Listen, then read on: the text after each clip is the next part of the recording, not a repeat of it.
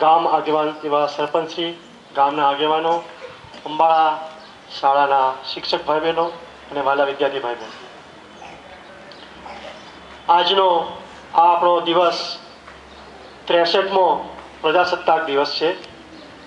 આપણે બધા જાણીએ છીએ ઈસવીસન 1947ની 15મી ઓગસ્ટે આપણો દેશ અંગ્રેજોની 50 વર્ષની ગુલામીમાંથી મુક્ત થયો હતો અને ત્યાર પછી આપણો દેશ સ્વતંત્ર થયા બાદ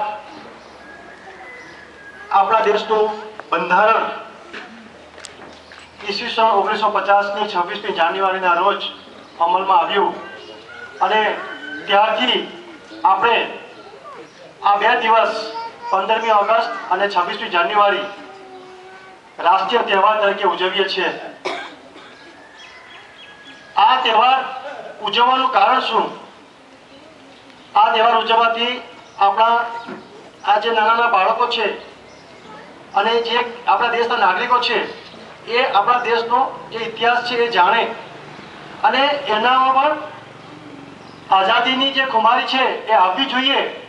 આપણે બધા જાણીએ છીએ કે અત્યારે આપણે કેટલા આઝાદ છીએ અને કેટલા ગુલામ છીએ.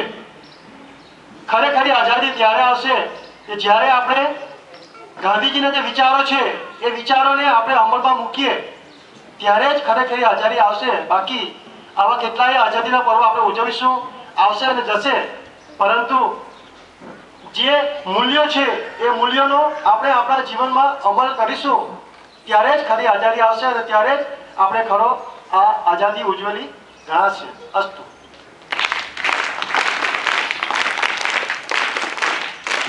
આભાર દેવેન્દ્ર સાહેબ. ગાંધીજીના વિચારોની ખરેખર જરૂર છે અને આ યુવા ધન ત્યારે જ પ્રગતિના પંથે પણ આગળ વધશે. અંતે હું આપણી શાળાના આચાર્ય સાહેબ